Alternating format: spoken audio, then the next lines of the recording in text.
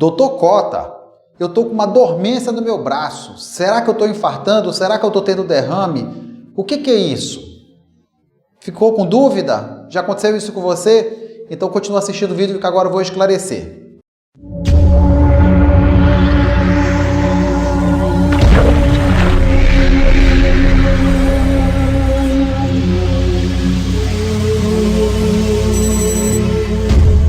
Antes de mais nada, quero logo lhe avisar que esse vídeo vai ser longo, não tem como, é um assunto extenso. Eu demorei para fazer porque eu sabia que ia ser um assunto longo, mas eu garanto que vai ser bastante esclarecedor. Eu vou dar uma abordagem bem ampla para você poder entender o que é dormência, o que pode provocar dormência, se dormência é infarto ou não, se tem a ver com derrame, é problema de circulação, afinal de contas, por que eu estou sentindo dormência no meu braço? E o que eu vou falar vai servir para dormência até para todo o corpo. Então, o que é dormência? Dormência é aquele formigamento que a gente sente. Sabe aquele negócio, na minha infância, a minha irmã tinha aquela brincadeira comigo, ela pegava, prendia aqui minha mão, aí eu ficava fazendo assim, depois de 2 minutos soltava e sentia tipo aquelas formiguinhas andando na mão. Pois é, isso aí é dormência.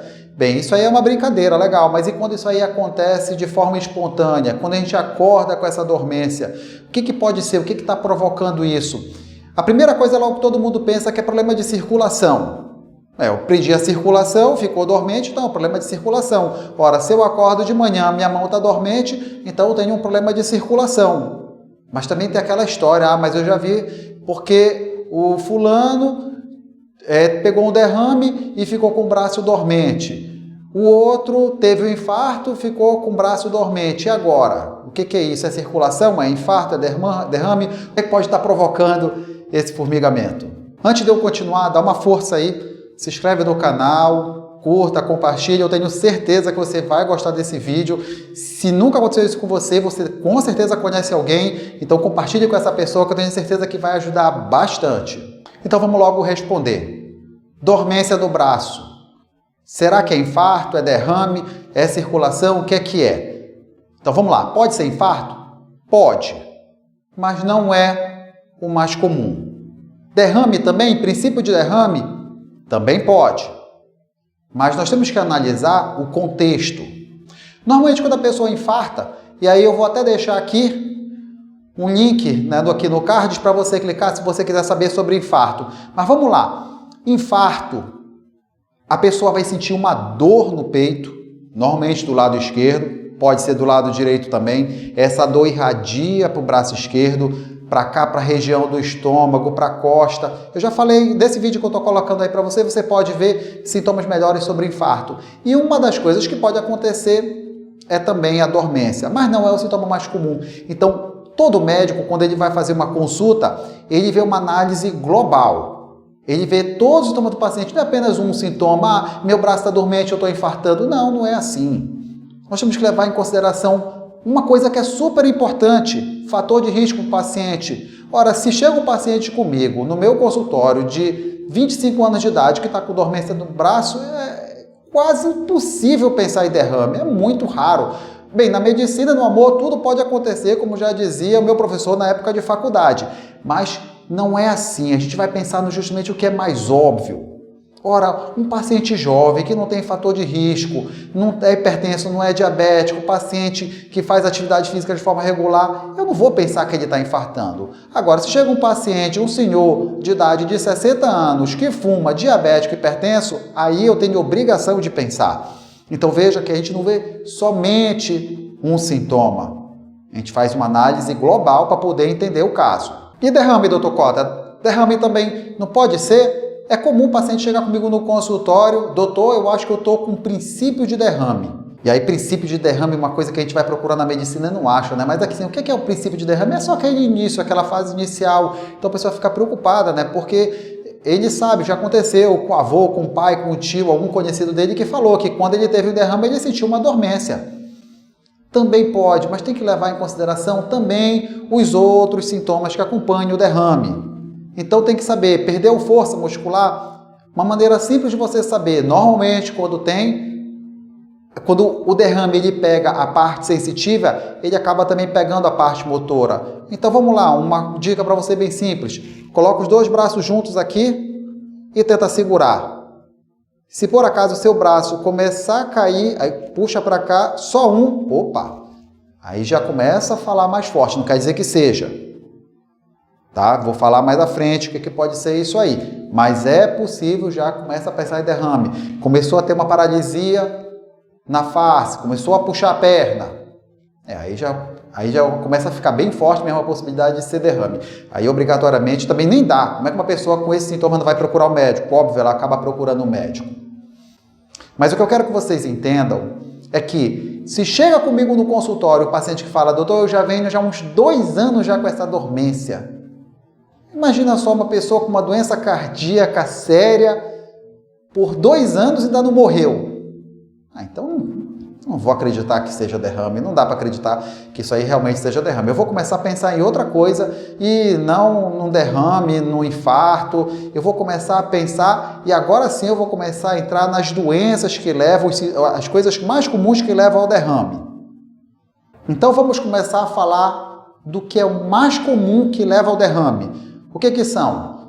Doenças do nervo periférico, radiculopatias, pegar um nervo específico.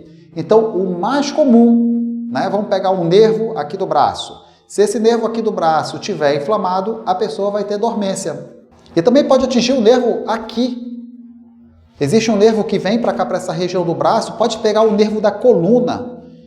Ora, nós temos um nervo daqui da coluna cervical, esse nervo ele vem para cá, para o braço. Então, se a pessoa, por exemplo, tem uma hérnia de disco cervical, essa hérnia de disco pode estar comprimindo o nervo que vem para cá e ela vai sentir dormência. E aí sim, só que aí os pacientes já vem com dormência, ó, há um tempão. Então, só para frisar aqui para vocês, a causa mais comum de ter dormência no braço é problema nas terminações nervosas e não problema de circulação. Ah, doutor, mas e aquela história de que prende o braço e o braço fica dormente? Não é porque prendeu a circulação? Eu estava falando isso aí no começo do vídeo, agora está na hora de eu explicar. O que acontece é o seguinte, é que na hora que eu prendo a minha circulação aqui no braço, que eu faço uma compressão forte, de tal forma que eu consiga comprimir a artéria, aquela que leva o sangue para o braço, o nervo deixa de receber o oxigênio. E aí, se o nervo não recebe o oxigênio, vai dar dormência. Mas não é que foi a circulação. A circulação, tudo bem, foi a causa do problema.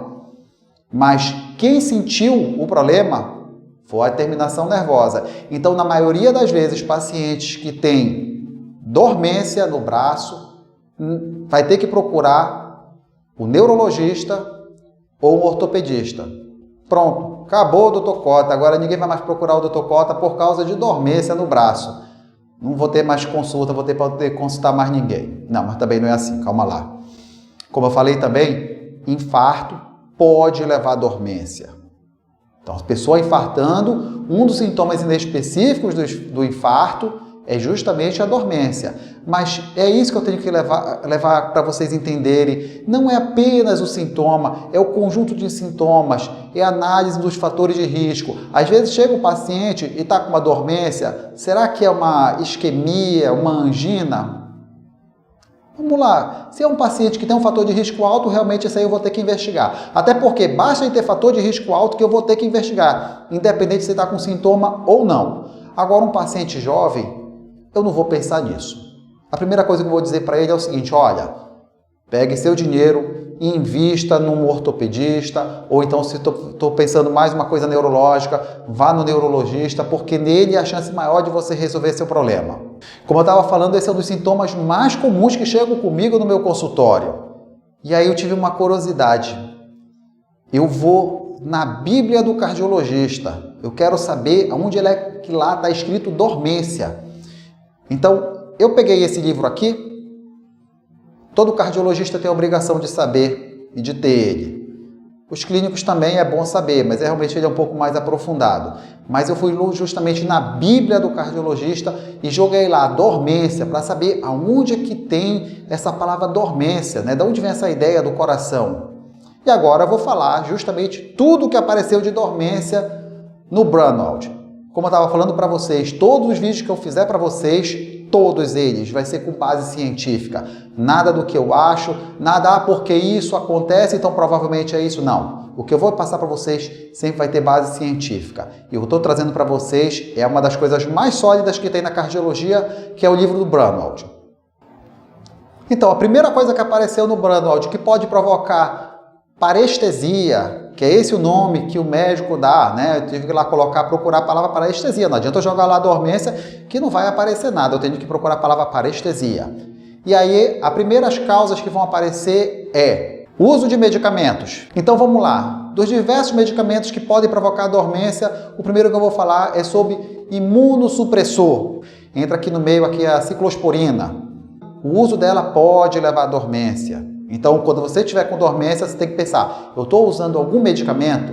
E temos que pensar que esses são os mais comuns.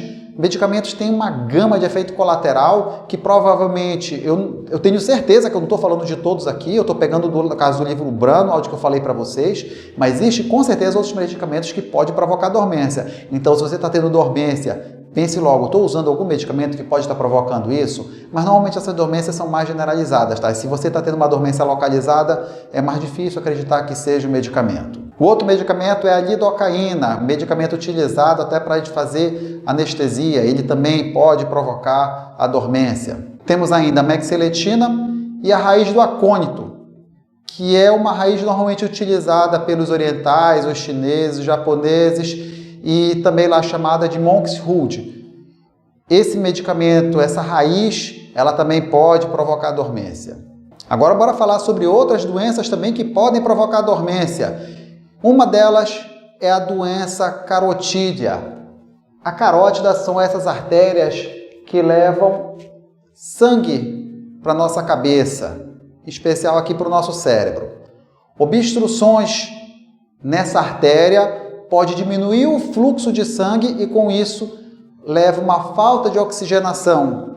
Ora, falta de oxigenação no cérebro, essa história você já conhece. É a mesma coisa da falta de oxigenação do coração. Só que aqui no coração a gente chama de como? Que a gente chama de infarto.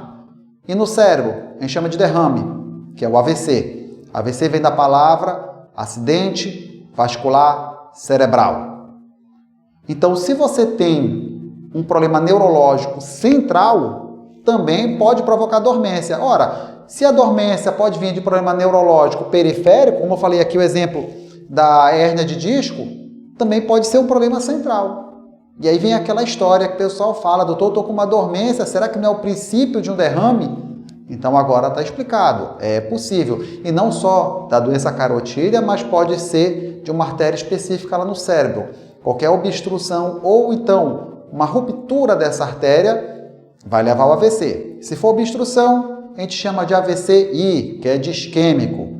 Se for a ruptura dessa artéria, então vai sair sangue dentro do cérebro, a gente chama de AVC-H, que é AVC hemorrágico. Só que, como eu falei, normalmente é um sintoma mais florido, tem outras coisas, vai ter perda da força muscular, vai atingir outras partes do corpo, normalmente vem de forma súbita. Não é aquela dormência que você já tem, olha, um tempão. Outra coisa que pode levar a síndrome da hiperviscosidade. O que negócio é esse de hiperviscosidade? Imagina que você vai preparar um suco de maracujá. Aí você pega o maracujá, espreme, aí você coloca só um pouquinho de água. O que acontece? Fica aquela papa, aquela coisa dura, né?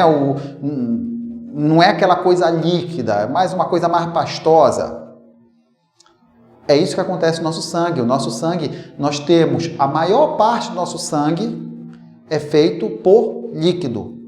Só que existem doenças que podem levar ao aumento dessa quantidade de célula. E o mais comum é DPOC. Ou, como a maioria de vocês devem conhecer, um efizema pulmonar. Um paciente que tem o efizema pulmonar, devido à escassez de oxigênio dentro do nosso sangue, porque o pulmão não está conseguindo colocar oxigênio de forma inadequada, o nosso organismo, uma tentativa de melhorar essa absorção do oxigênio, ele começa a produzir muitas células que são as hemácias. Justamente para quê? São as hemácias que carregam o oxigênio. Então, com isso, fica mais viscoso, né? Fica mais papa, vamos dizer assim, um sangue mais papado. E isso pode levar ao quê? problema na circulação, aí vai dar dormência. Então, tudo ali está ligado, né? Então, pode ver que a circulação acaba sim influenciando, mas ela não é só a causa, existem outras causas. Já que estamos falando de circulação, vamos lá para a circulação também de novo. Outra doença que está lá no livro do Brunwald que pode apresentar isso aí são as DALP, doença arterial obstrutiva periférica. Obstrução na artéria que leva sangue para a perna. Mesmo mecanismo, eu não preciso de novo falar. Obstrui a artéria da perna, não leva oxigênio, o nervo vai sentir a falta de oxigênio e pode dar dormência. É muito raro acontecer isso no braço. Na perna é frequente, eu já peguei vários casos. Eu posso dizer para vocês, em toda a minha vida, eu tenho 20 anos de formado, eu peguei um caso de um paciente que tinha um problema de obstrução no braço, que precisou ser tratado. Você provavelmente já viu alguém que perdeu a perna por problema de circulação na perna. Mas ver no braço, uma pessoa que teve que amputar o braço, teve que fazer um cateterismo para desobstruir a artéria do braço, isso aí é raríssimo. Então, já dá para pensar que é um pouco difícil ser um problema de circulação no braço que leva a dormência no braço. Vai ser uma das últimas coisas que eu vou pensar. Vou pensar? Vou, porque eu tenho a obrigação de pensar. Mas aí eu vou analisar justamente os fatores de risco, idade do paciente, idade, é super importante, quando começou, como começou, o que provoca. Lá no finalzinho do vídeo eu vou mostrar para vocês o quanto que isso é importante. Outra doença que pode levar à dormência, a doença de Fabry. O que é a doença de Fabry? A doença de Fabry, eu não vou me estender nela, tá? Mas é só para vocês saberem que ela ocorre devido a uma deficiência de uma enzima chamada de alfa-galactosidase. E com isso ela pode levar também à dormência. Vamos lá, mais uma doença neurológica, síndrome de Guillain-Barré. A síndrome de Guillain-Barré é mais comum. Essa aí talvez você já deve conhecer alguém que aconteceu, que foi acometido por essa doença, né? Então ela vai pegar, ela vai tirar a bainha, devido a um processo inflamatório, o neurônio, ele tem tipo uma capa. É como se fosse tirando essa capa, é como se deixasse um fio desencapado. E aí pode levar também à dormência. E aí é mais comum, inclusive, na perna. Tá? Mas, então, pensar em síndrome de Guillain-Barré. Mas aí já com neurologista. Isso aí já com ele, já não é mais com cardiologista, não. Agora eu vou dar o pulo do gato. Normalmente, eu conto essa minha história para os meus pacientes e ajuda muito. Eu acho que é aqui que talvez, se você está com uma dormência em alguma parte do seu corpo, eu acho que é aqui que talvez eu consiga mais lhe ajudar, que é justamente o mais comum de acontecer. Há mais ou menos 3 anos atrás, eu estava com uma dormência apenas nesses 3 dedos. Ora, existe um nervo que pega esses 3 dedos e existe um nervo que pega esse dedo aqui e essa face aqui desse dedo. Esse aqui é o nervo ulnar. Então, o que estava acontecendo comigo? Eu estava acordando com uma dormência nesses 3 dedos. E aí, durante o meu trabalho, eu estava lá no computador, estava escrevendo, aí de vez em quando dava uma dormência. Aí eu, mas agora de onde é que é esse negócio? E aí eu sabia que já que o problema era neurológico, já não estava pensando, não, isso aqui não é circulação, eu já sei como é que é, normalmente eu estou lá no computador, estou digitando, eu acordo. Aí eu pensei, e agora, de onde é que está o problema? Porque o problema pode começar aqui na mão, se estender, vir para o braço, até lá na coluna. E agora, onde é que estava, onde é que eu vou conseguir achar a solução do problema? Até um dia que eu acordei de madrugada e eu estava dormindo com a minha mão assim. O que estava acontecendo? Na hora que eu fiquei com a mão assim, a noite inteira, torcia o nervo, comprimia a circulação e aí dava dormência. Aí eu tentei dormir de diversas formas. Não, agora eu vou dormir de peito para baixo, porque aí se eu dormir de peito para baixo, não tem como ficar com a minha mão assim. Aí eu acordava de madrugada, lá estava de novo dormindo com a minha mão aqui. Aí eu peguei e mudei a estratégia, eu comprei aquelas luvas que tem um ferro aqui, e aí não tinha mais como eu mexer. Pronto, 2 semanas acabou a minha dormência. É interessante, quando eu conto essa história para meus pacientes, frequentemente eles falam, ah, doutor, mas eu tenho o costume de dormir com a minha cabeça em cima da minha mão. Aí quando eu acordo, minha mão está dormente. A mesma coisa. Então imagina, está lá o osso do braço, o osso da testa, o nervo do meio comprimindo. Aí pronto, dá dormência. Então, Esse é um dos casos. Outro, esse paciente foi bem legal. Esse paciente, ele tinha o costume de dormir com o braço para cima. E aí, o que acontece? O nervo que passa aqui na axila torcia, a circulação também, porque esse é o caminho normal na nossa artéria, do nosso nervo. Passava a noite inteira acotovelado. Conclusão, acordava com dormência. Então eu espero que essa dica tenha lhe ajudado. Eu sei que o vídeo foi longo, mas eu também tenho certeza que ele foi bastante esclarecedor. Então, se você tem dormência, se encontrou em algum ponto desse vídeo, não esquece, curte o vídeo, se inscreva no nosso canal, compartilhe. Você pode estar ajudando. Às vezes a gente compartilha tanta besteira, fica compartilhando coisa feia, só compartilha de política, e quando é na nossa saúde a gente esquece de compartilhar. Imagina o bem que você pode estar fazendo para outras pessoas. E eu também fico muito grato por você estar ajudando aqui meu trabalho a divulgar. Tenho o maior prazer em lhe ajudar, em levar essas informações e trazer melhorias para a sua saúde, a saúde da sua família.